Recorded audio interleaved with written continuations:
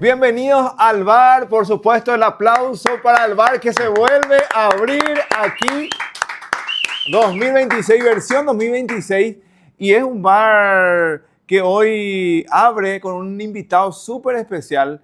Digamos que, viste, famosos los hoteles tienen su suite, ¿verdad? Suite, tal cosa, y este sería un bar presidencial, ya podemos decir bar presidencial, ¿verdad? Puede ser, ¿verdad?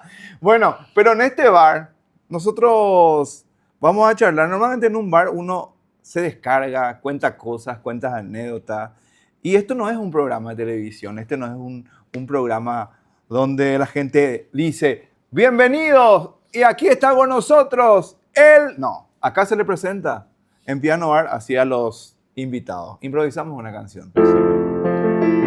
Yeah, yeah. Oh, oh. Nuestro invitado es muy alto y por eso vamos a estar a la altura. Él quiere ser presidente de la República y yo creo que va a ser. Bienvenido, bienvenido, Arnoldo. Dice, bienvenido, Arnoldo Vince. Y si siento una cosa, hoy te lo voy a decir. Te lo digo en español o te lo digo en inglés. En la elección presidencial, you win. Ahí está. Thank you. Arnoldo, Gracias, pianito. ¿Nunca te llevamos serenata así? Jamás. Nunca en la vida, ¿verdad? Jamás una. ¿Por qué el hombre no puede recibir serenata, verdad? Claro que sí. Nosotros también Porque somos es una románticos. exclusividad las mujeres. No, tiene que ser. Hace poco fue el Día del Hombre, ¿ustedes sabían? Y no nos felicitaron. No, nadie. Cero saludos. Día de los enamorados, nosotros debemos de comprar todo. ¿Qué es lo que es? ¿Cómo está, Arnoldo? De lujo. Caminando mucho, recorriendo el país. Y bueno, este es un momento distendido y realmente corresponde. Te hace falta, ¿verdad? Hace falta a veces. Hace falta. Vos sabés que en este mundo político a veces dice, vos recorres el país, qué gusto, dice, vos te vas a ir a conocer, ¿verdad? Pero de repente el cansancio, ¿verdad? Sí. La energía también que vos a veces al irte a un lugar podés absorber, que hay mucha necesidad también, escuchar a la gente y escuchar especialmente el clamor de tanta gente, la necesidad de la gente, la impotencia, en otros casos rabia de la gente, ¿verdad?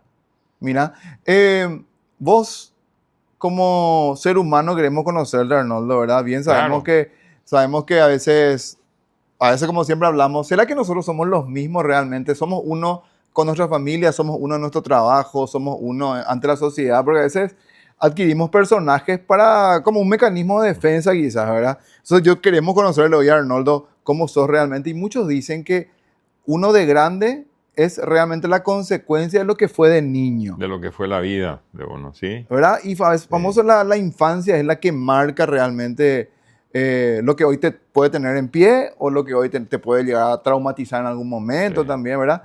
Arnoldo de niño, ¿cómo fue? ¿Dónde nació? ¿Cómo se comportó? ¿Fue un niño feliz? Contame vos.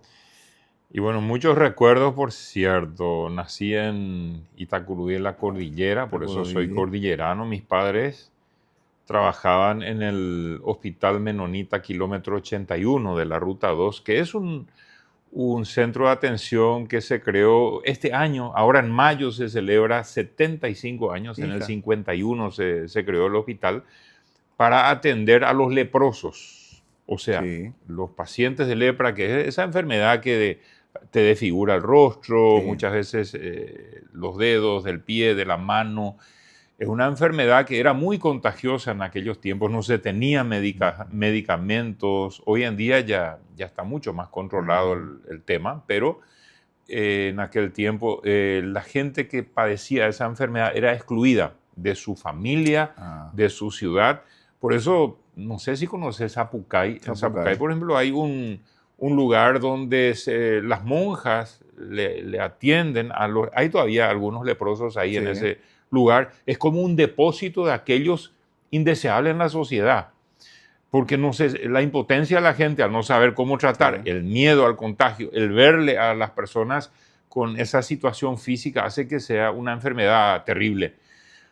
Y bueno, en ese hospital nacimos. Mis padres atendían en la parte espiritual a los pacientes, a la familia, y se trabajó mucho de forma deambulatoria en el sentido de ir a la casa de la gente. Yo me acuerdo que papá se iba en viajes de 2, 3 días, en aquel tiempo que no había ruta asfaltada prácticamente, se iba, qué sé yo, me comentaba de Cecilio Báez, de San Joaquín, allá en el departamento de Caguazú. Sí.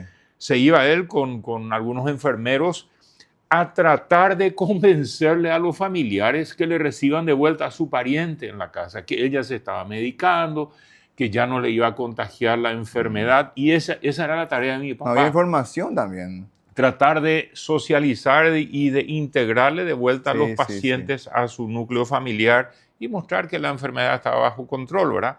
Y también acompañarle. Imagínate tener esa enfermedad, el golpe psicológico, espiritual que uno recibe, de que la gente te ve. Es ahí donde en mi infancia y adolescencia, ¿sabes dónde trabajé? ¿En dónde? Ahí en el hospital funciona una zapatería ortopédica. Ah, mira. Y te quiero asegurar que es una de las mejores del país, sino del mundo, donde a los pacientes, porque muchos de ellos pierden los dedos del pie, algunos se les amputa hasta cierta parte del pie, entonces ellos no quieren aparecer con un zapato que llama la atención a las personas, entonces el proceso pasa por dentro, en la horma del zapato, desde ahí cómo se forma todo. Entonces yo hice mi servicio militar voluntario ya. ¿Cuántos años tenía ahí? No, ya de adolescente entré a trabajar ahí en eso, ¿verdad? O sea, la cultura del trabajo ya desde... Cultura de trabajo, no. La cultura de trabajo, nosotros teníamos vacas lecheras, vivíamos plantando mandioca, maíz, poroto, todo lo que es la huerta, la producción, lechuga, repollo, tomate, todo. Aprendíamos a producir los productos de autoconsumo. Vivíamos con mucha escasez, con mucha humildad, para decirlo así. Y ordeñando las vacas temprano a la mañana, al amanecer y al atardecer. Esa cultura, ese era todos los días. Esa cultura del trabajo es obligatoria, prácticamente familiar. ¿Y en qué momento vos tenías tu espacio de niños? Viste que siempre se dice, tan chico pero hacer trabajar y no tuvo tiempo de jugar. Y famoso de grande, después querés cumplirte todo tu capricho, ¿verdad? No teníamos tiempo. La escuela estaba ahí cerquita. Nosotros podíamos jugar mucho fútbol. Era muy de jugar partido. Y después me acuerdo que quería ganar un poco de platita, ¿verdad? Claro. Y sobre la situación iba ahí, ¿no? Yo pude la situación. Entonces, antes había ese caramelo Embaré. Embaré se llama. Era la marca. Era así un cuadradito con plástico. No. Era ¿Como culturales? Culturales, sí. Ese que era de caña de azúcar, ¿era? No, pero este era de chocolate. Ah, ya. Macheto ya era. Sí. Y se vendía. Y con ese yo ganaba una platita, vendía en el recreo, en la escuela, yo me acuerdo. Emprendedor. Emprendedor, ya esa cultura de la feria. Pero yo ahí en vivo, en directo con los compañeros, ¿verdad? Pero mucho de jugar fútbol, sí le dedicaba mucho tiempo al deporte y después nos divertíamos, a veces nos peleamos con mi hermano mayor, ¿verdad? ¿Cuántos hermanos son? 4 en total. Tengo un hermano mayor que es médico, que tiene 2 años más que yo, y luego 2 hermanas, una falleció hace poco lamentablemente de cáncer, y bueno, queda mi otra hermana, somos 4 hermanos. ¿Eras el mimado vos? No, yo era el hijo sándwich, o sea, el perseguido. Ah, espera, eso quiero saber. No, el hijo sándwich, la ropa de tu hermano mayor. Todos se reciclaban, su ropa, su zapato, todo. Nunca tenía nada nuevo. Nunca, él sí. Él sí. Él era el pionero y por eso... Dentro del rol de la familia, ¿verdad? Hijo sándwich, y recién te dije sobre qué rol cumplías en ese momento. No, se chutaba la pelota fuera del alambrado. ¿Quién tiene que ir a buscar la pelota? Siempre, no, él se quedaba porque él era el que mandaba. Pero eras líder ya ahí dentro de... Sí, claro que ¿Viste que de niño vos te das cuenta más o menos?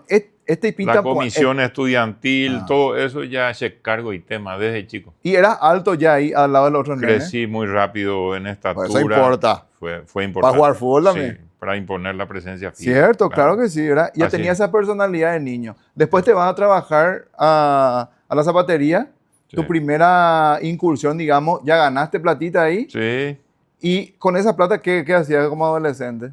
Y vos sabés que éramos muy solidarios con papá y mamá. Yo me acuerdo que a los 10 años, junto con mi hermano, habrá tenido 12 en ese momento, nosotros llegamos a alquilar de un vecino en una compañía tacuara ahí 3/4 hectáreas de tierra. Ah. Nosotros ya emprendedores y plantamos algodón. Ah, Yo tenía mira. 10 años, imagínate en aquel tiempo. Sí. Plantamos algodón, cultivamos, cuidamos los niños, cuidamos que crezca bien. Y me acuerdo que en aquel tiempo era un importe de ganancia total de 64.000 guaraníes aproximadamente que ganamos, que fue la renta de 3/4 hectáreas en la época del oro blanco, el algodón, y bueno, y eso vendimos y cuando teníamos la plata nos creíamos luego multimillonarios, ¿verdad? Y conversamos con mi hermano porque era un emprendimiento Claro. en conjunto ¿Qué vamos a hacer? y decidimos entregarle a papá y mamá. Qué Y lindo. trajimos sobre la mesa, le entregamos, ni moto no teníamos. Había prestado, mi papá mucho andaba en bicicleta y a veces le prestaban una moto, entonces ahí pudimos, con eso pagamos una parte, casi la mitad de la primer moto que tuvimos en la familia. Y después subimos ahí entre 3, 4, a veces hasta entre 5 en la moto. Y claro, ¿qué me vas a hacer? Bueno, mira vos, qué lindo esto saber, porque muchos, a diferencia más de cómo hoy le criamos a nuestros hijos, ¿verdad? A veces nosotros hoy le criamos a nuestros hijos con que, para que no sufra, Sobreprotección, para que... No. y no le preparamos para la vida. Exacto. Yo soy partidario de eso. Fui criado de tal forma, pianito, de abrirme rápido solo en la vida. Tal es así que cuando finalmente yo termino la secundaria en Filadelfia, mis padres decidieron mudarse allá por el tema de mis hermanas, para que puedan estudiar allá, hablar también el alemán, etcétera, etcétera. Y cuando termino la secundaria, bueno, tenía varios procesos de decisión, qué iba a estudiar en la vida, qué me iba a dedicar. Entre otras cosas estaba el tema comunicaciones, porque yo ahí en Radio ZP30, La Voz del Chaco Paraguayo, 610 AM, Sí. yo era operador. Yo salía del colegio en la secundaria, eso fue así, el cuarto, quinto y sexto curso, ¿Cómo, que era el cómo bachillerato. cómo fue ese nexo para decir, me iba a trabajar operador? ¿Te gustaba, ya miraba? Mi papá como predicador tenía en su casa, no un piano, mi mamá era la música en casa. Ella ejecutaba el acordeón, ejecutaba el arpa, y después en la iglesia muchas veces pasaba que papá desafinaba mucho. Él era el pastor, el líder, él desafinaba mucho, y a veces los hijos teníamos vergüenza que él dirija la alabanza. Entonces un día teníamos un amigo que le ayudaba a papá, un estudiante que era muy capaz en el arte de la música, que ejecutaba muy bien la guitarra. Entonces primero le enseñó a mi hermano y después me enseñó a mí algunos acordes básicos de la guitarra para ayudar a que mi papá desentone lo menos posible al dirigir la alabanza en la iglesia. Que te canta y para que no... Así es. Entonces ahí aprendí también a ejecutar un poco de los instrumentos musicales, pero a lo que voy es, salía del colegio, me iba a casa a cambiar, iba a trabajar en la zapatería Fortuna, hasta hoy se llama así. Hay un local, hoy ya no fabrican zapatos, pero venden calzado. Hace poco le visité en Filadelfia, está todavía en la zapatería, Avenida Central en Filadelfia. Y ahí trabajaba más o menos hasta las 4 de la tarde con todo lo que es el olor de cola de zapatero, todo eso. ¿Te acordabas así? ¿Desde que ha grabado? Y eso fue desde antes, que te dije que antes de eso trabajé en la zapatería ortopédica allá, en el hospital, y luego trabajé para ganarme la plata y poder pagar el colegio, porque en Filadelfia en ese tiempo no había colegio público, solamente colegio privado. Mis padres no tenían recursos para pagar nuestra cuota, entonces tuvimos que trabajar para pagar. Yo trabajaba ahí, venía a casa, me duchaba rápido, a las 5 entraba en la radio, y la radio transmitía hasta las 10 o hasta las 11 de la noche a veces. Fines de semana me tocaba muchas veces estar de guardia de operador, en primer lugar operador. Ahí aprendes todo. En ese tiempo estaban esas cintas que uno tenía que poner en condiciones, luego se apretaba el botón para que arranque, o los discos, el tocadisco de 33, que era el disco grande. Entonces tenías que poner en el surco correcto y anímate que como operador se sienta que arranca la música. O sea, tenías que poner el pulso de poner en el curso en tenía tal lugar. Más mérito ahí el operador. Ahora vos apretas play, ya apretaba un botón y ya. Entonces, aprendí a ser operador de radio, trabajé muchos años ahí y de hecho en el cuarto curso pasó algo de la secundaria. ¿Qué pasó?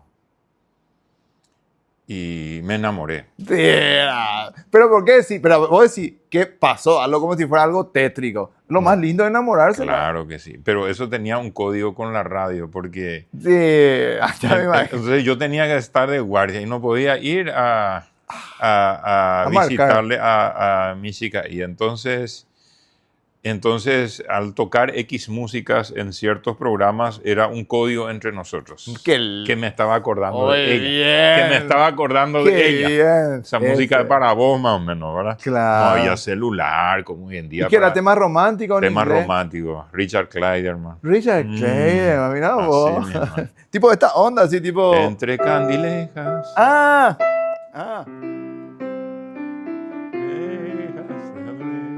Así mismo. Sonaba eso y ella ya sabía que me estaba acordando. Original, sí. Qué lindo. Entonces, después fui locutor también, ¿verdad? Empecé a conducir programas y eso hizo que me haga de la cuota para el colegio, ayudé a mis padres a pagar las cuotas, ahí empezaron a pagar su primera casa en la vida. O sea, todo era laburo. Laburo. No era un tipo que... Tipo en la juventud que salía a farrear. Muy ¿no? poco. A veces después del laburo, a las 10, las 11 de la noche, si alguien quedaba tomando tereré todavía, o si no, fin de semana. ¿Verdad? Pero no salía a farrear por el lugar donde vivías porque era como una dinámica luego de la zona. La mayoría de la gente trabaja. Hoy en día ya cambió mucho la costumbre. Si vos vivías en Asunción, ¿crees que iba a ser otra, obviamente, tu crianza, verdad? Seguramente habría sido otra, pero yo llegué recién a Asunción después de terminar la universidad en Argentina. O sea, a mis 20, no sé, 25, 26 años recién yo aterrizo en Asunción. ¿Vos te fuiste a Argentina a estudiar entonces? Sí. Después de terminar el colegio, buscando qué estudio, comunicación, yo tenía una propuesta de ir a estudiar en una universidad en Santa Cruz, Bolivia. Sí. Me acuerdo perfectamente. Y después, bueno, el tema teología, la parte espiritual, que era la faceta de mis padres, era lo que más me motivaba en la vida, poder servir a la gente, a encontrar el propósito en su vida, a encontrarse con Dios y tener sentido de realización en su vida. Y bueno, decidí ir a Buenos Aires a estudiar. A los 18 años, terminando la secundaria, me fui del interior, o sea, algunas veces habré pasado por Asunción para ir del Chaco a la región oriental, pero directo al mundo grande de Buenos Aires. Buenos Aires. ¿Qué pasó con la que le dedicabas a música? Y bueno, ¿qué pasó? Yo me quería casar. Estaba por terminar la secundaria. Hice el esfuerzo con mis futuros suegros en ese momento, ¿verdad? Y no había caso. Ah, ¿no? No. Y vos sabés que mi primer cita, cuando después de mucho hablar con ella, que le convenza a sus padres que iba a salir a visitarle, a caminar, íbamos caminando hasta una zona fuera de Filadelfia, luego íbamos a regresar y el trato era que a las 10 de la noche ella tenía que estar de vuelta en la casa. Ya yo ve que salimos a las 8 y bueno, ya era cerca de las 10 y yo notaba que ella estaba inquieta porque por lo visto le conocía bien a sus padres. Bueno, entonces, ¿sabe a qué hora le entregué esa primera noche? Las 10 con 10 minutos. Llegamos a la casa. Tolerancia. Uy, yo ni un paraguayito, yo me crecí entre los paraguayos, ¿verdad? Y ella menos, ¿verdad? En línea dura. Entonces, al otro día en el colegio, ella estaba así inclinado más hacia el frente en el banco y después me pasa un papelito. Me pone así un papelito en la mesa, después yo leo una esquelita, ¿verdad? Tuve problemas con mis padres. Por 10 minutos. Sí.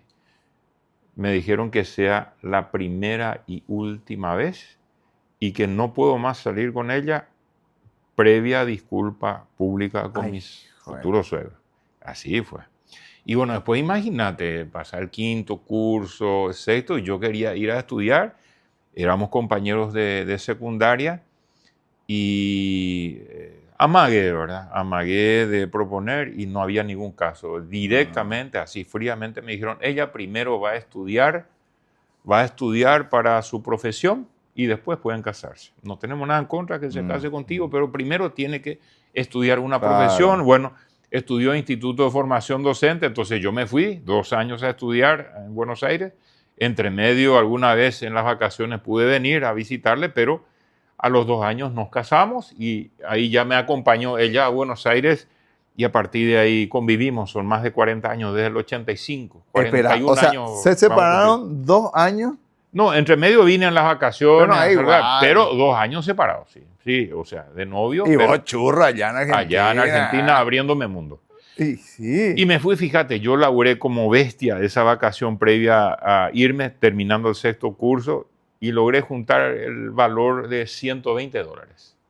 Japear a Buenos Aires. Y con ese me abrí mundo, hermano. Qué grande. Increíble. O sea, yo hoy pienso eso, qué irresponsable. ¿Cómo te vas a ir al mundo grande allá? Pero hay que jugarse. Y me fui a lo que Dios es grande, ¿verdad? Y bueno, vamos a apelar a que vamos a conseguir laburo, alguna cosa, ¿verdad?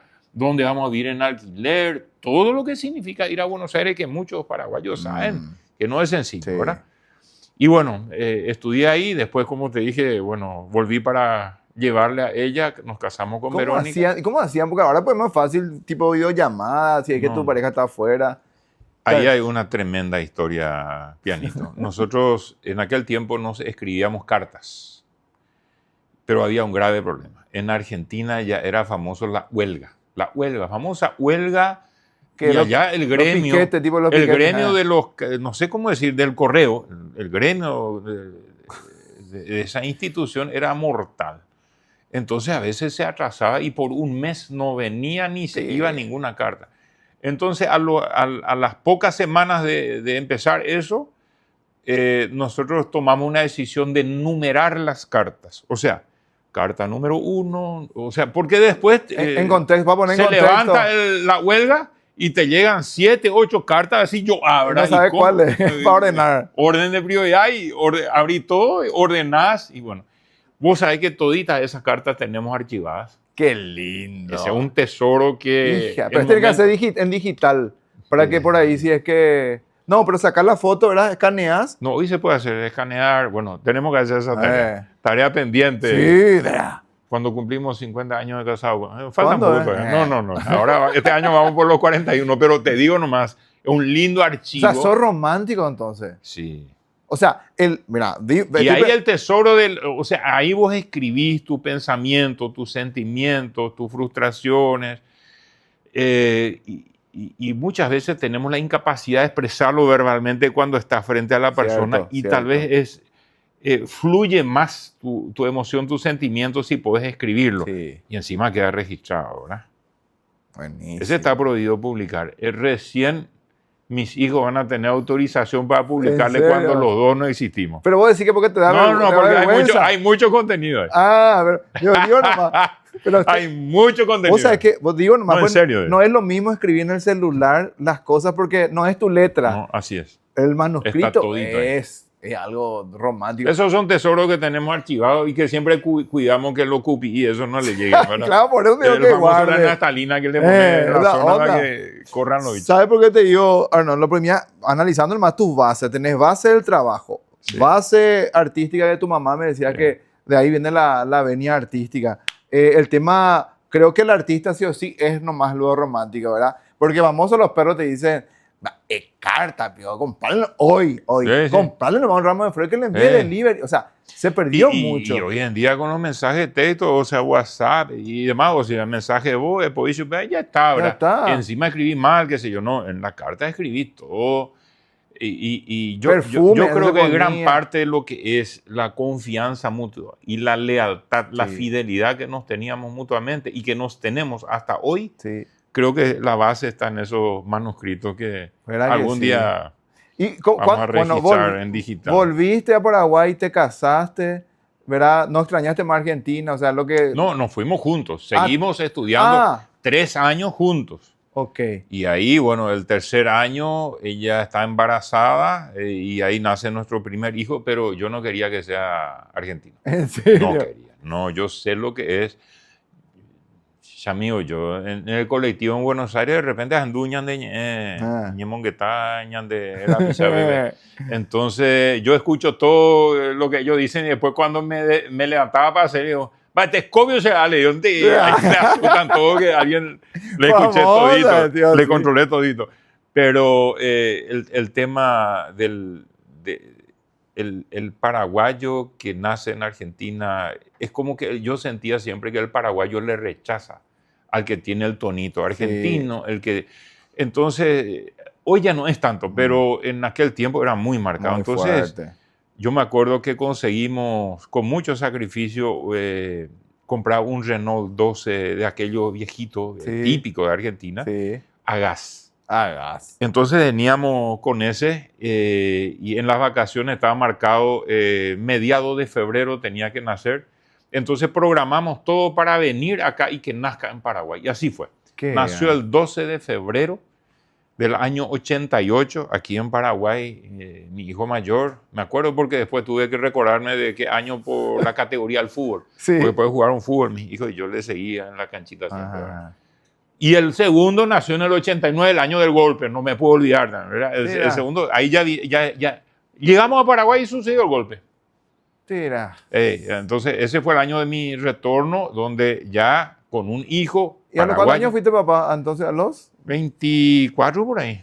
No, ¿Te sí, asustaste? No, 21 años tuve cuando nos casamos. A los 23 años por ahí fui papá.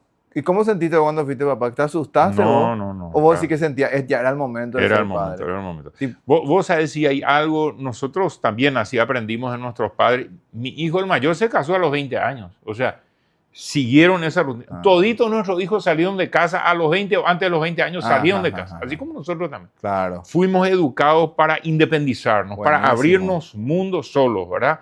O sea, con lo que aprendimos. Y yo, los primeros 2 años en Buenos Aires, yo cocinaba solo, nadie nos cocinaba, o sea, yo se producía- sufre, pero se aprende. se aprende muchísimo, ¿Verdad? a sobrevivir especialmente. Muchos dicen que los hijos son la versión mejorada de los padres. Es cierto. ¿Verdad? O sea, todo lo que tu papá en algún momento quiso hacerlo, vos lo llevas, lo perfeccionás. Lo de tu mamá, lo llevas. Así es. Porque tu mamá, si tiene la venia artística, visto que trajiste la guitarra, tenés eso. Imagínate cómo somos un producto también de nuestros padres. Porque a veces, yo siempre suelo escuchar esto que las abuelas dicen, cuídate que mi hija, porque no vaya que salía a bandear. Le dice la abuela a la nena. Sí. Y vos decís, pero abuela, vos tuviste 17 hijos, ¿qué es lo que vas a decir? Lento, ¿verdad? Sí, y esto es así, o sea, esto viene de mamá realmente, tengo que decir. O sea, es que papá desafinaba bastante, como te dije. Pero lo que hoy vos sos como orador, creo que es lo de tu viejo, ¿verdad? Es lo de tu papá. Eso sí. Y papá, nosotros teníamos en aquel tiempo un concepto, él era pastor de una iglesia en Filadelfia que se llamaba Shalom. Shalom es la palabra de paz, ¿verdad? Y la iglesia estaba a 3 o 4 cuadras de la radio, del estudio de la radio. Y él tiene hasta hoy, el papá sigue con vida, tiene 88 años, tiene una voz privilegiada, una potencia de voz única. Y a veces había problemas porque en aquel tiempo se transmitía en directo, o sea, era todo un show, ¿verdad? Transmitir en directo con un sistema a la radio, sacar al aire. Hoy, Wirorey con un celular se hace todo eso, ¿verdad? En aquel tiempo era todo un emprendimiento, mover equipo. Eso. Sí. Entonces, algunas veces los muchachos decían chistes, abrir nomás la puerta de la iglesia, abrir la puerta de la radio y se va a escuchar bien. O sea, la potencia de su voz, sí. Entonces, pero de mamá aprendimos mucho del tema de los instrumentos, en la familia fue muy interesante esa vocación, pero más bien en el ámbito religioso, ¿verdad? O sea, en el ámbito de la iglesia. Sí. Las canciones de la iglesia y bueno, me ayudó mucho en mi vida esa faceta también de la música, no solamente escuchar, yo suelo, cuando tengo momentos que necesito encontrarme a mí mismo, es un momento donde hoy en día a través del celular o a través de la computadora escucho mucha música. ¿Dónde escuchas la música? ¿En YouTube o Spotify? No, en Instagram, Pero eso YouTube. quiero saber, tipo... sí, también YouTube. En tu momento de estar vos con Arnoldo, vos solo. ¿Está en algún momento solo vos? Sí. ¿Y ahí qué haces? ¿Probar tu mate? Me encierro, mate, ¿cómo se llama este que se aprieta que enlaza con el Bluetooth, con la computadora? Un amplificador, el speaker.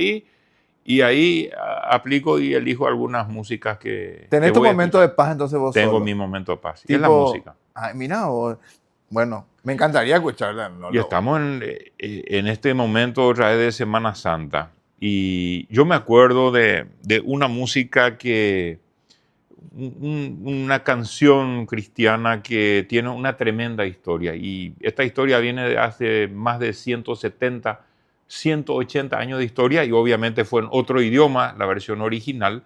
Esto pasó en la India, en una de las etnias indígenas alejadas del cristianismo, y un grupo de misioneros cristianos estaban tratando de dar el mensaje cristiano a una etnia, a una tribu indígena alejada en la India que tenía sus culturas ancestrales. Y bueno, el cacique de esa etnia entró en corto. Había una familia que se convirtió al cristianismo, que tomó la decisión de abrazar la fe cristiana, de creer en el Dios de la Biblia, en el Cristo de la Biblia, y bueno, entonces fueron condenados a muerte. Y el proceso fue así.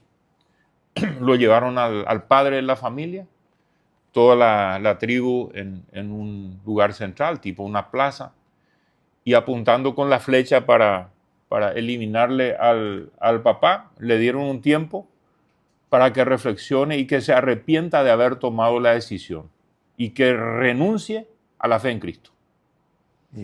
El Señor estaba tan convencido de su fe, de sus principios, de sus valores, que dijo que no voy a renunciar. Entonces le empezaron a hacer desfilar a su esposa y a sus hijos frente a él. Le matan a su esposa. Y le vuelven a hacer la pregunta: ¿te arrepientes de haber aceptado a Cristo en tu vida? No me arrepiento. Y mientras que él ejecutaba esta canción, iban ejecutando uno a uno con la flecha a sus hijos. Esta es la canción. Hija. He decidido seguir a Cristo. He decidido seguir a Cristo. He decidido seguir a Cristo. No vuelvo atrás, no vuelvo atrás. Si otros vuelven, no volveré. Si otros vuelven, no volveré. Si otros vuelven, no volveré. No vuelvo atrás, no vuelvo atrás. El mundo atrás, Jesús delante. El mundo atrás, Jesús delante. El mundo atrás, Jesús delante. No vuelvo atrás, no vuelvo atrás. Qué bueno. Terminó la canción, su esposa, sus hijos muertos, y ahí le tocó a él. Esta fue la última nota que ejecutó, la última estrofa. El flechazo le alcanzó ahí a él, pero ahí pasó algo. Muere, y muere con una sonrisa tal en el rostro, con una paz inconmensurable, y el cacique lo observa así y le supera esa imagen. Y le llama a toda la gente para que vea, no puede ser que muera así. Wow. Acá hay algo superior. Y empiezan a averiguar otras personas que habían escuchado el mensaje de Cristo. Bueno, colorín colorado, en pocos días más toda la tribu se convierte a la fe cristiana.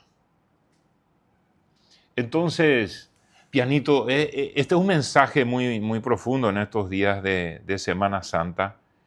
Cuando uno piensa en la muerte de Cristo, en su muerte vicaria, porque Él murió por nosotros, por nuestros pecados. El único santo, el único que no pecó, muere por todos nosotros que sí pecamos, ¿verdad? La muerte vicaria. Y bueno, ¿cómo nosotros no vamos a aferrarnos a una fe, a principios y valores que han transformado toda la humanidad? Y yo soy una persona cristiana convencida, no porque mis padres me enseñaron, claro, mis padres me enseñaron, pero me dieron el ejemplo de vida, y Yo soy una persona que practica la fe, que lo siento y que lo digo. ¿Y cuántas veces me toca orar por una persona o buscar orientarle a una persona que está en problemas? Y en esta Semana Santa yo creo que es importante reflexionar de vuelta en nuestros principios, en nuestros valores. ¿Cuáles son las cosas que nos van a llevar realmente a un buen puerto? Nuestros valores. Y en política, vos sabés, pianito, que lo más común es la traición. Por eso hubo un Judas Iscariote también en Semana Santa. Lo más común que se ve muchas veces es que la palabra no tiene valor, los principios no tienen valor. Y yo creo que las sociedades, las culturas, y yo provengo de un grupo étnico, de una cultura en la cual los principios y los valores son importantes. Los principios de la palabra, los principios del trabajo. Innegociable. Innegociable. Entonces, vos sos previsible como persona. Y eso hay que volver a recuperar en la política. Y si hay algo que cuesta, pero hay que luchar por eso, es volver a los sanos valores en la política. Y por eso yo me llevo bien con la Iglesia Católica también, en el sentido de los principios, de los valores, de la enseñanza de la palabra.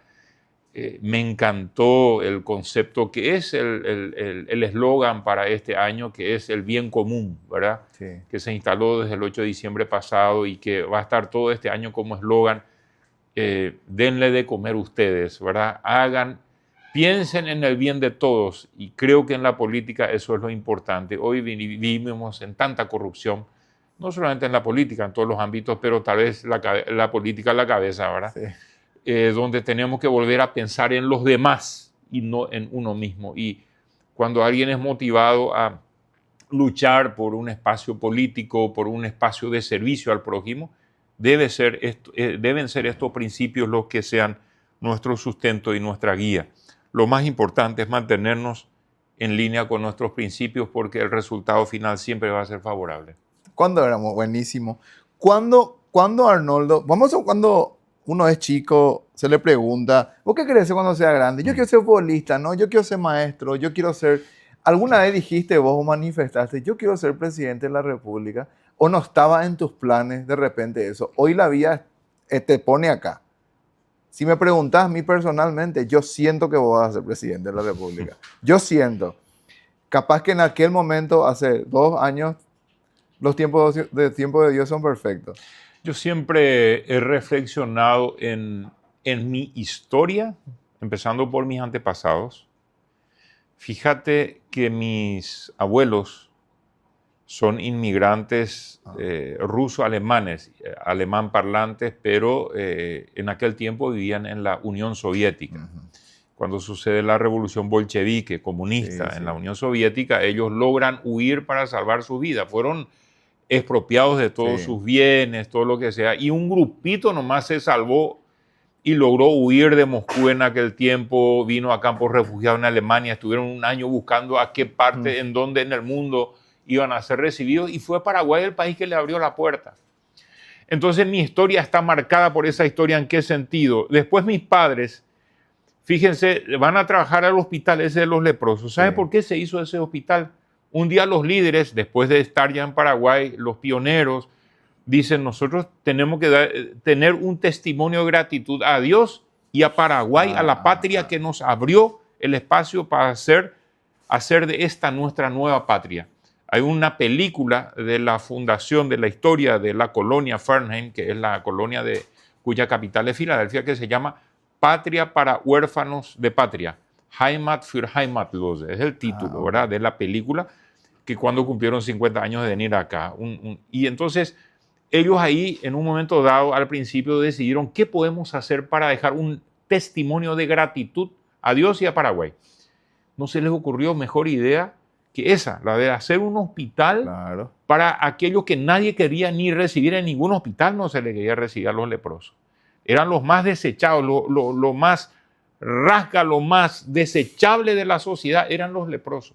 Entonces, ahí donde menos había misericordia, es ahí donde se aplicaba mucho amor al prójimo, y es ahí donde yo nací, es ahí donde yo crecí, y eso me impregnó. O sea, si hay algo que yo tengo en mi vida es gratitud a Dios y gratitud a mi patria. Y de ahí surge mi patriotismo, de ahí surge mi amor por la patria, de investigar nuestra historia como paraguayos, aunque yo soy, digamos, descendiente, claro, ya papá y mamá nacieron en Paraguay, pero yo soy de segunda generación ya paraguayo.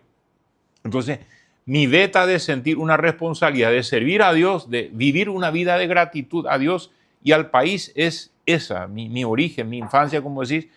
Entonces, yo no sé si en mi infancia había algún rasgo que diga que va a ser tal. Mi mamá siempre me decía, porque yo tenía un carácter muy fuerte, parecido a mi mamá. Entonces, cuando quería castigarme, ¿verdad? Yo corría más fuerte que ella. Entonces, corría alrededor de la casa. Ella me aguantaba 2 o 3 vueltas, después esperaba. Sí. Y después me decía, espera que vuelva papá. Ay, claro. Cuando yo escuchaba la bicicleta de papá que venía, socorro, ya me iba a Guaguacapí mandioca ya, ¿verdad? En la huerta. Entonces, después, Arnoldo, escuché ya, estaba papá. Entonces, yo tenía que venir. Y papá tenía el escritorio donde él preparaba su mensaje y al lado del escritorio había una silla. Entonces yo ya sabía lo que tenía. Tenía que venir, arrodillarme al lado de la silla. ¿Por qué hiciste esto? Me dice. Y obviamente el reporte ya vino, el parte ya vino de mamá a papá. ¿Qué travesura hice o qué locura cometí? Y entonces mi papá sacaba el cinto y ahí me corregía. Y yo llevaba la marca del cinto por varios días como recuerdo de mis travesuras. O sea, eso hoy en día no sé, sería cárcel, ¿verdad? Hoy, no, en la escuela sucedía lo mismo. En la dirección de la escuela donde yo entraba, en la dirección cuando vos abrías la puerta así, estaba el cinto colgado y abajo estaba la silla donde el alumno que se portaba mal a veces tenía que procederse con él. Era nuestra época de alumno, ¿verdad? Por lo visto éramos un poquito travesudos, o sea que teníamos un carácter fuerte. Pero esas correcciones, mi mamá siempre me decía, si no te corregís vas a terminar mal, tenemos que corregirte, ¿verdad? Y bueno, era otra forma de disciplina de la que hoy... Porque mi papá también me decía, mi papá es comisario, retira policía, y mira como yo fiera. tengo que... No, yo por eso... Tu papá, fiera, en el sentido... Sí, yo por eso ahora uso, porque antes no podía usar. No, te prohibían. ¿Verdad? Entonces, y ¿sabes qué me decía mi papá? Yo te quiero a mi mamá, porque te quiero, nomás te pego, me decía. Mira, con lo que decir no me quería. Así era. Bueno, para este momento de este bar, ya que vos te cuidas. Sí. Hoy pues el señor Arnoldo se está cuidando, SoFit. Hoy tenemos jugo de la mano de Tut Frutos. Hoy tenemos sanguichitos. Sanguichitos, sí. Mirá lo que es esto, ¿eh? Huevo es lo que me pidió. Mucha proteína. Mucha proteína y tomate. Yo sí que te iba a traer empanada, asadito. Como quieran, acá en Río Porte. Acá el bar está así. Súper. ¿Y para usted? Ahí está. Y ustedes traen, él lo comen bien. Sí. ¿Verdad? Todo el tiempo, ¿verdad?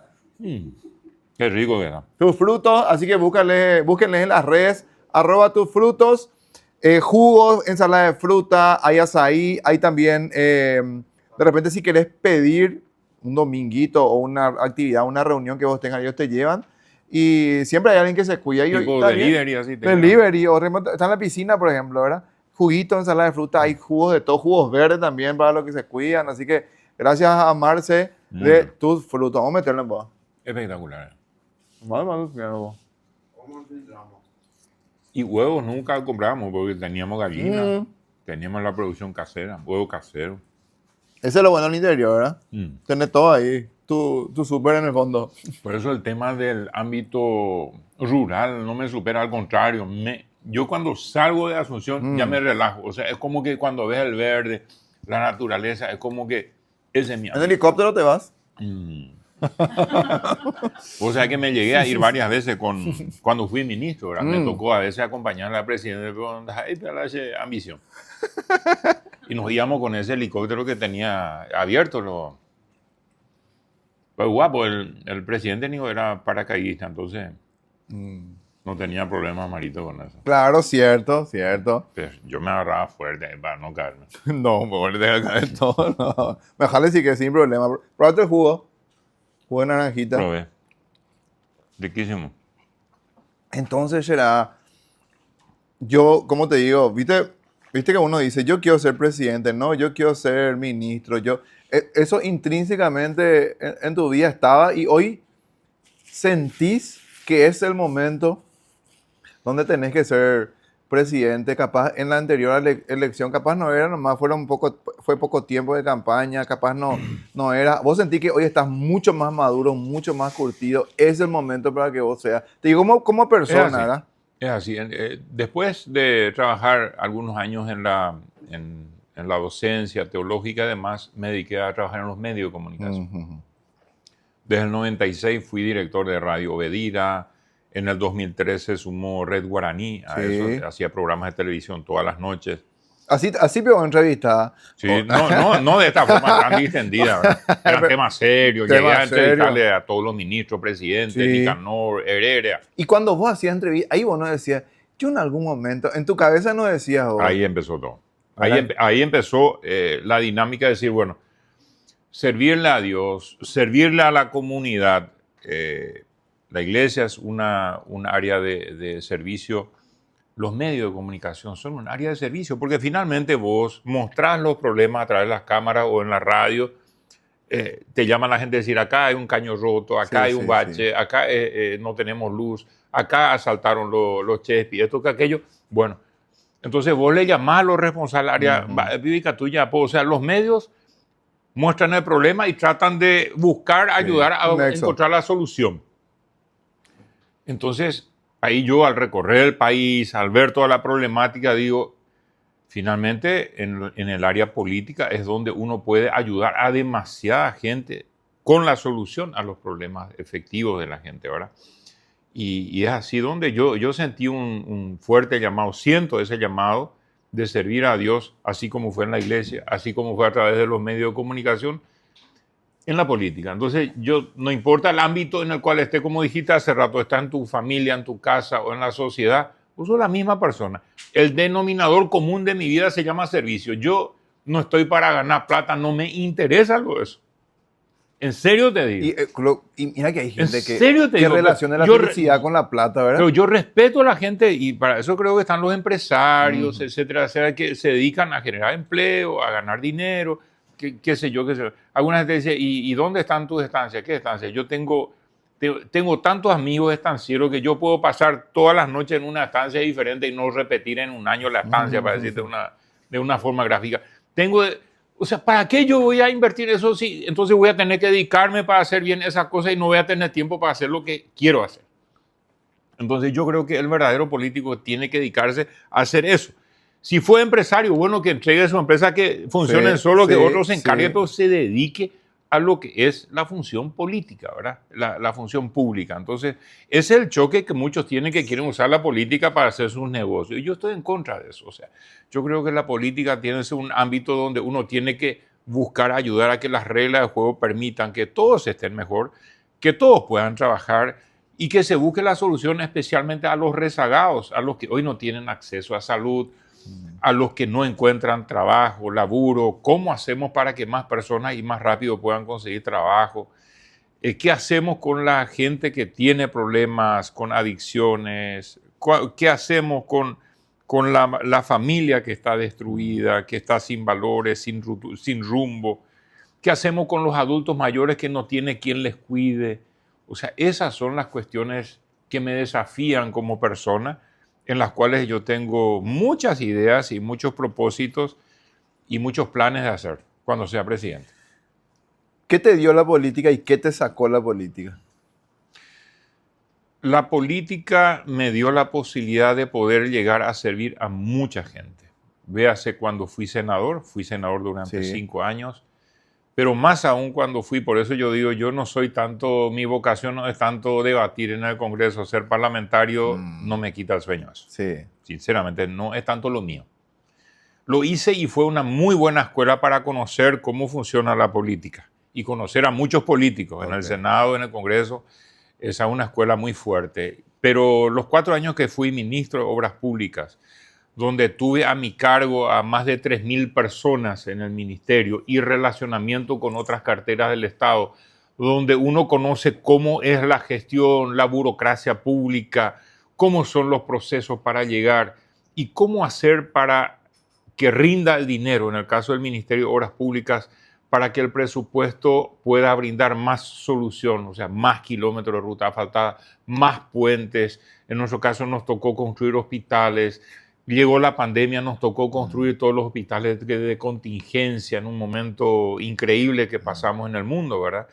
Entonces, la posibilidad de cambiar la vida de las personas, estuve hace poco tiempo atrás en un tramo que nos tocó asfaltar y ver la transformación y poder hablar nuevamente con los frentistas de ese tramo y ver cómo les cambió la vida. Eso no tiene precio. No tiene precio. Y no es porque yo lo hice, no, porque la historia y la vida y en la política me permitió llegar a estar en un lugar donde yo podía ser un brazo importante en la ejecución de esa clase de proyectos. Entonces, lo que pude hacer en el Ministerio de Obras Públicas, aprender cómo hacer la gestión pública, aplicarlo a todas las áreas del gobierno, me apasiona. Esa es la ambición que tengo, de poder dedicar por lo menos el resto de mi vida útil, que yo creo que estoy todavía, gracias a Dios, con salud, con el uso pleno de todas mis facultades. Tengo 61 años. 61. Hasta ahora, gracias. ¿Cuál es la mejor edad? ¿40, 50 o 60? No Yo sé. tengo 40 ahora. Depende para qué. No, te digo. Depende para qué, pero... Yo siento hoy que los 40 es la mejor. No sos ni tan pendejo ni tan leca. Mira, si uno mira la cuestión de presidentes, bueno, mira lo que es Estados Unidos. La pulseada fue entre dos lecas y, ¿verdad? La última pulseada entre Trump y Biden. Bueno, después tuvo que, por el problema ya de salud de Biden, tuvo que darle a su vicepresidenta ese rol, no llegó ella. Pero Lula, por ejemplo, acá, Brasil, una persona ya de cierta edad, ¿verdad? Ahora, después tenés una tendencia de jóvenes. Marito fue joven, Santi es muy joven. Sí. Tenés varios presidentes, Milei, 40 y algo, ¿verdad? O sea, relativamente joven. Entonces vos ves también el perfil de cada uno. Hay que tener fuerza, hay que tener aguante para poder soportar el estrés. La vida política es muy estresante. ¿Dónde liberamos tu estrés? Deporte no puedes hacer ahora, ¿verdad? Un poquitito, sí. Por lo menos, pero para sacar un poquito, ¿verdad? Tu conexión con la paz, la música, leer un poco. La música, leer un poco, la familia, tratar los fines de semana a veces o los feriados. Desconectarte, ir al interior. Para mí, ir al interior o ir al Chaco, por ejemplo, para mí es lo máximo, ¿verdad? ¿Qué te sacó la política? ¿Cuál es el impuesto La privacidad. O sea, no hay más vida privada. O sea, todo y bueno, y también el hecho de que todos los hijos, aquel que está cerca tuyo, estar en el stand de tiro, pero ahí uno aprende también a blindarse eso, o sea, uno tiene que finalmente... ¿Quién sos vos, pianito? ¿Vos sos lo que dice la gente? Claro. ¿Vos sos lo que dicen los medios? ¿O vos sos lo que vos sabés que sos? ¿Cuál es la verdad? ¿Quién es pianito para decir verdad? Entonces, finalmente vos sos el que sos. Vos sabés quién sos. Y no te vaya a dejar asustar por lo que dice fulano o lo que quieren algunos que hacer creer que sos o que no sos, etcétera, etcétera. Entonces... Vos vivís en un mundo donde mucha gente trata de perjudicar la imagen de alguien. En política eso es la imagen, la credibilidad de alguien, todo lo que sea. Entonces hay mucha ingratitud en la política, gente por la cual uno se jugó, le ayudó a la gente y después, si te he visto no me acuerdo, ¿verdad? Entonces uno tiene que estar preparado para esas situaciones y no dejarte bajonear por eso. Al contrario, seguir trabajando, seguir construyendo y finalmente hacer que la esperanza esté de tu lado. Yo hoy estoy convencido que voy a llegar a ser presidente de la República. Absolutamente convencido. No por mí. Yo siento que he pasado por toda esa escuela, he pasado por todos los procesos. La última vez me tocó ser candidato por un accidente en el proceso electoral, que nuestro candidato, el ex vicepresidente, tuvo ese problema, renunció. Sí, me tocó ser 4 meses precandidato, siendo oficialista, con la mochila pesada del desgaste de un gobierno que está de salida. Entonces, ahora me toca estar en el sector de la disidencia. Ya hice unas cuantas campañas electorales y te digo que las campañas más dinámicas, más gratificantes son estando en la disidencia, Claro. estando enfrentado al poder, Sí. del lado de la gente, escuchándole a la gente y especialmente siendo el factor de esperanza de las personas. Y por eso, ahora con tiempo, aquella vez fueron 4 Y meses. todos dijimos en ese momento, hija, mira si él se candidataba un poco antes. Todos realmente dijeron a vos mil veces. Algunos vaticinan 1, 2, 3 ¿Verdad? meses más.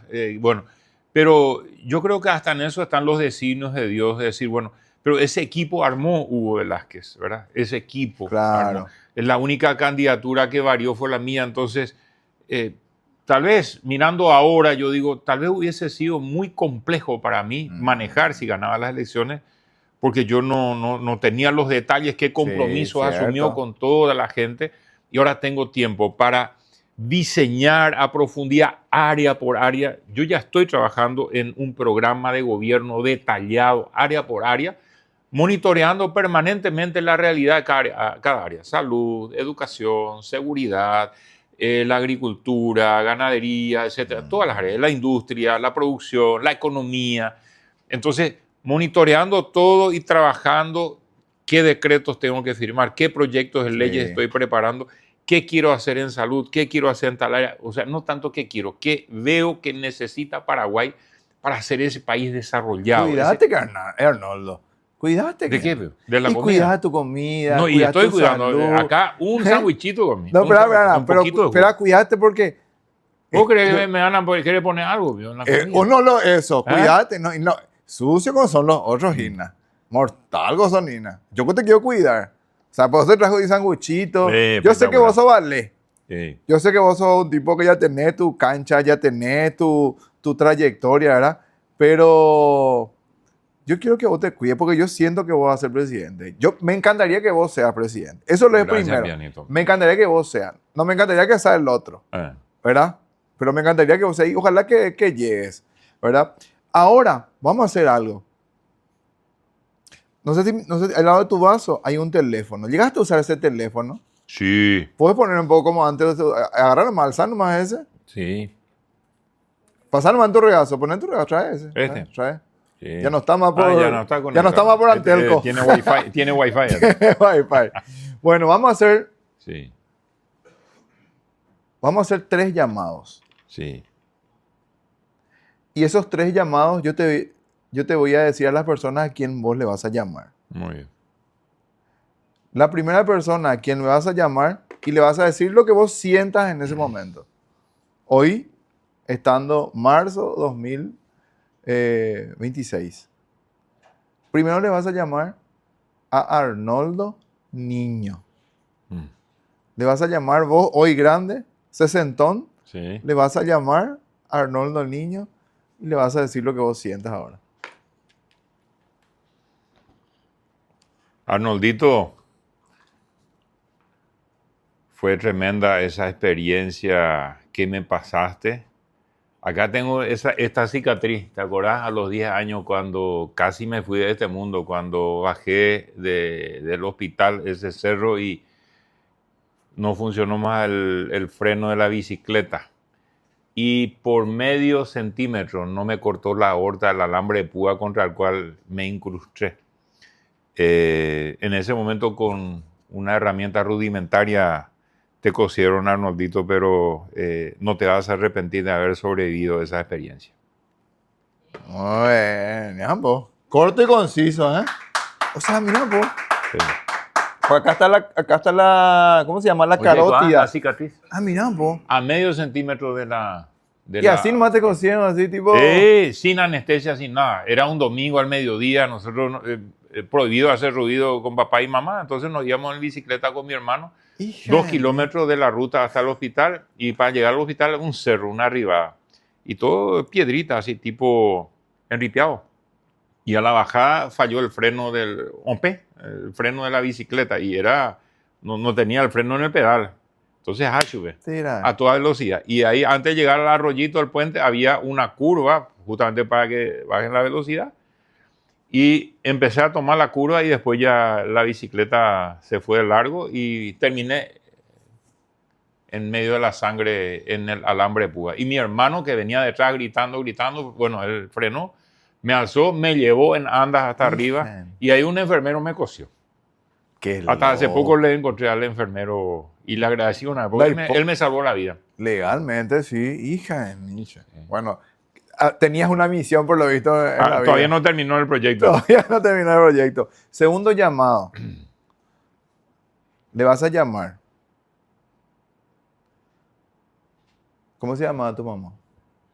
Elsa. Doña Elsa. Mi colega, nuestro colega artista. Le va a llamar doña Elsa. Y hoy lo que vos sientas, le vas a decir a mamá Elsa. Estimada mamá, hace 15 años te fuiste.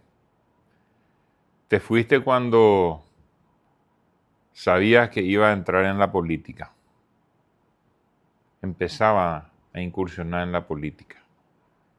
Hoy te quiero decir que aprendí muchas cosas y esos valores, esa disciplina, esas correcciones que me diste, van a ser muy útiles para cuando sea presidente. Y sé que desde el cielo, todos los días, tus oraciones, tu mirada hacia la tierra me va a acompañar para guiarme y para que pueda ser un orgullo el legado que voy a dejar en Paraguay. Muy bien, ahí estamos. Muy bien. Y el último llamado, le vas a hablar Arnoldo, ciudadano, paraguayo, guitarrista, comunicador. Se rista. Se rió bien. Zapatero, ortopédico, más pro ya, ¿no? Le vas a hablar a Arnoldo presidente. Ya estamos en el 2028. Sí. Y le vas a hablar a Arnoldo presidente de la República. ¿A los cuántos años del gobierno desde el 2028, 2023? No, arranca. ¿A qué altura? Arranca. Arranca.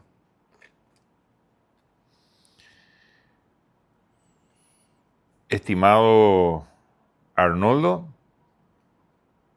ahora sos presidente. Este es el momento para el cual te preparaste toda la vida. Rodéate de las personas que te van a ayudar a levantar este país, a que desarrolle todo ese potencial y que llegue a ser esa gran potencia en América del Sur como fue alguna vez.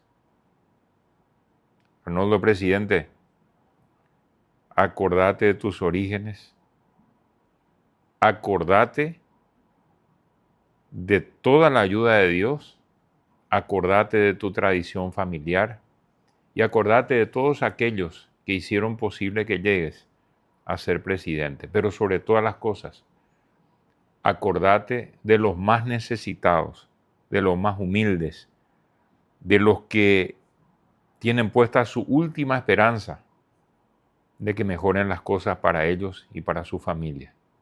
Entonces, Arnoldo ciudadano va a poder decir, misión cumplida, Arnoldo presidente. Estuvo con nosotros en Piano Bar Arnoldo. Muchas gracias, Arnoldo, por venir. Muchas gracias. Gracias, Gracias por compartir este momento. Espero que te hayas sentido bien. Salir un poco de tu... No, salimos de la rutina, de la forma un poco de catarsis está bien también. Catarsis está muy bien. ¿Verdad que sí? Sanguchito. Vale un trago. Vale un trago, amigo. Brindamos. Gracias. Ese es tu fútbol. Gracias.